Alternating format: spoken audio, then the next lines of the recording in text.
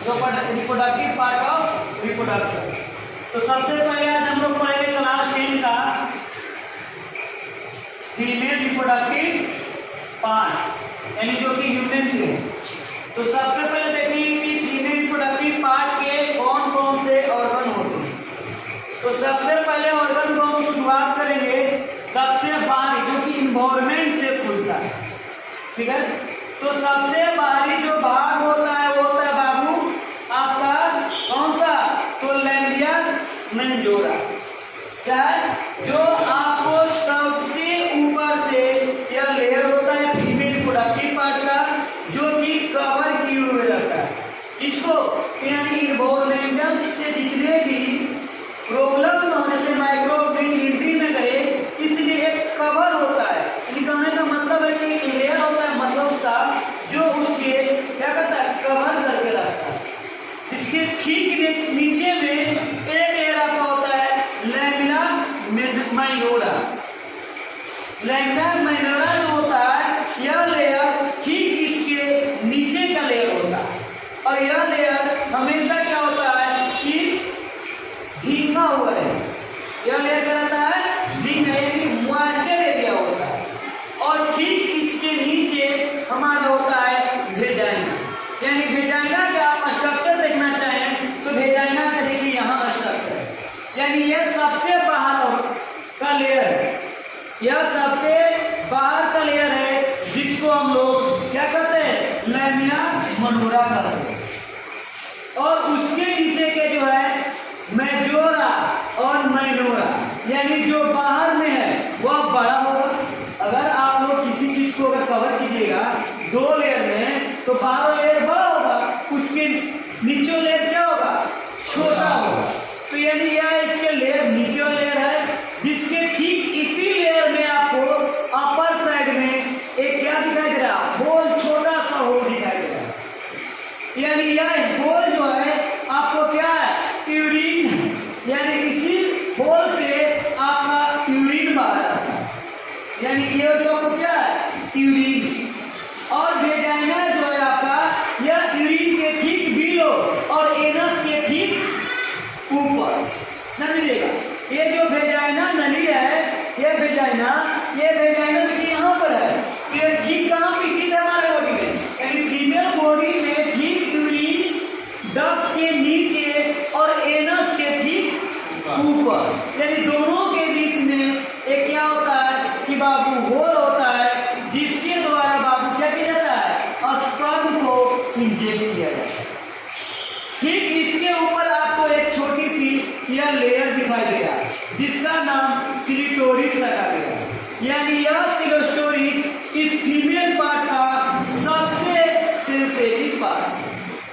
सबसे sensitive part जो होता है वो कौन सा होता है, सिलिटोरिस होता है। यानी यह जो अगर इसको आप लोग किसी भी अगर फीमेल बॉडी को टच कर दिया जाए तो बॉडी की क्या होगा, पूरी तरह से हार्मोनल स्रावित होना शुरू हो जाएगा, यानी वह क्या हो जाएगा बाबू, इमोशनल हो जाएगी। ये लेयर, तो यह हमारा था फीमेल रिप्रोडक्टिव पार्ट का सबसे बाहरी लेयर, ठीक है। इसके बाद आंतरिक लेयर हम लोग यहाँ देखेंगे। यानी सबसे पहले क्या होता है, यह हमारा जो ओपनिंग है, यानी सबसे बाहर में खुलता है यह। उसके बाद का लेयर जो है, यानी यह मेजोरा है, लैमिना मेजोरा। उसके बाद का लेयर जो है लैमिना माइनोरा है। इसके अलावा ये सब आप दिखाई दे रहे हैं, तो ये सारे के सारे क्या होते हैं, झिल्ली होती है, जो कि सबसे लचीलापन होता है। यह झिल्ली के कारण यह बहुत ज्यादा लचीलापन होता है। जैसे बाबू इसमें फ्लेक्सिबिलिटी जो प्रोवाइड करेगा, क्योंकि ये बहुत छोटा सा स्मॉल सा होगा, लेकिन यह जरूरत पड़ने पे यह बहुत ज्यादा क्या होता है, इसमें लचीलापन होता है, फैलता है। कौन, हमारा वेजाइना ओपनिंग। क्या बाबू, वेजाइना ओपनिंग। जब बाबू हमें रिप्रोड्यूस करने के लिए होते हैं तो इसी वेजाइना ओपनिंग के द्वारा क्या किया जाता है, स्पर्म को इंजेक्ट किया जाता है, ठीक है। यानी यहाँ से स्पर्म एंट्री होता है, कहाँ, female reproductive part of body, ठीक है। इसके अलावा अब चलते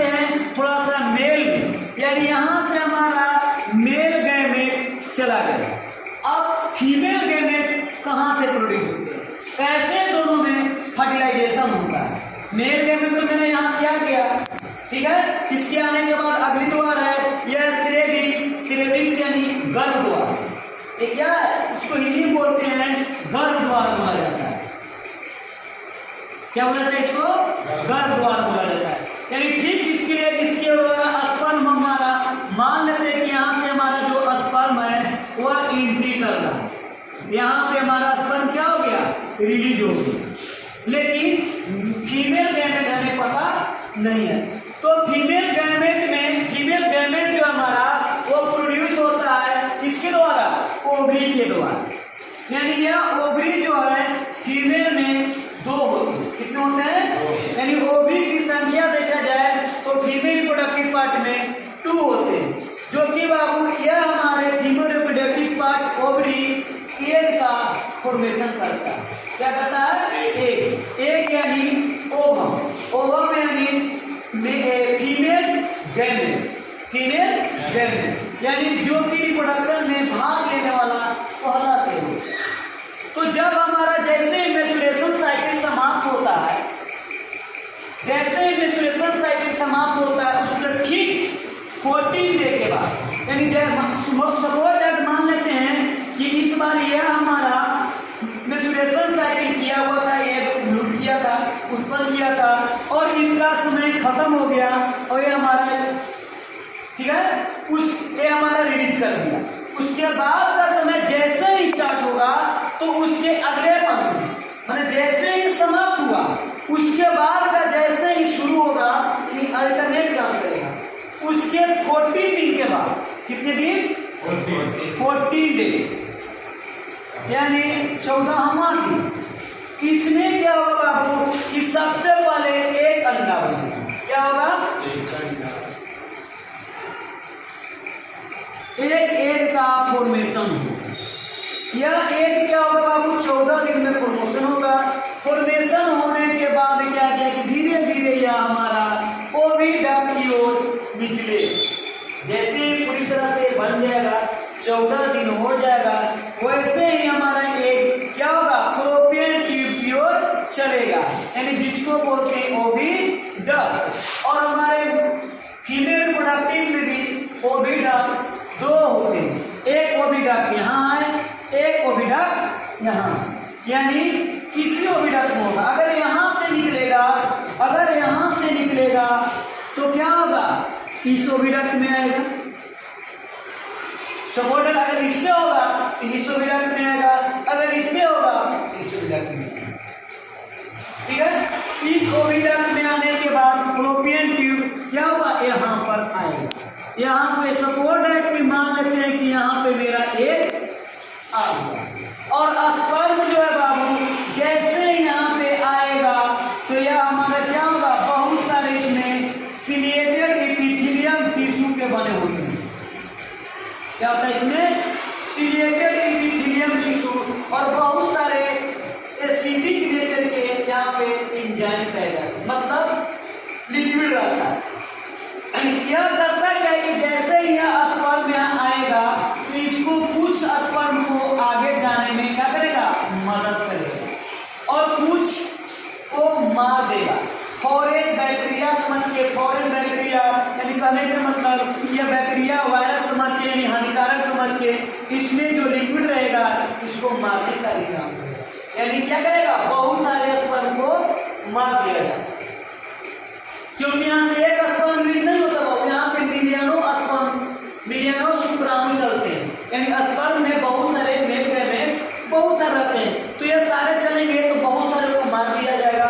लेकिन जो स्ट्रॉन्ग रहेगा उसको या सिलिएटेड एपिथेलियम जो है, यानी इसमें जो बाल की तरह सिलिएटेड है वह इसको आगे जाने में मदद करे। यानी यहाँ से मेरा ट्रेवल करते हुए जो स्पर्म स्ट्रॉन्ग रहेगा वह स्ट्रॉन्ग जो बाबू इस एग के पास है, कहाँ आएगा? एग के पास। जैसे ही एग के पास आएगा तो एग के बाबू एक लेयर होती है और उस लेयर में हमारा क्या होगा कि यह स्पर्म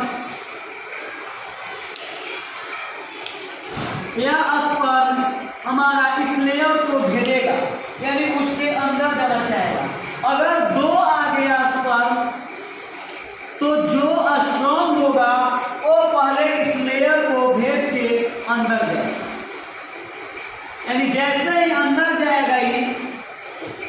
वैसे इसका पूंछ टूट जाएगा और दोनों ये न्यूक्लियस, इसका हेड और इसका जो न्यूक्लियस दोनों मिलकर एक हो जाएंगे। ए न्यूक्लियस और इसका न्यूक्लियस यानी एग और स्पर्म दोनों मिलकर एक हो जाएंगे, यानी यहां पे बन जाएगा आपका जाइगोट। क्या बन जाएगा? जाइगोट। और इस मिलने की प्रक्रिया को क्या कहते हैं? फर्टिलाइजेशन कहते हैं। यानी मेल गैमेट और फीमेल गैमेट मिलने की प्रोसेस को क्या कहलाएगा? फर्टिलाइजेशन यानी निषेचन कहलाएगा। क्या कहलाएगा? निषेचन कहलाएगा।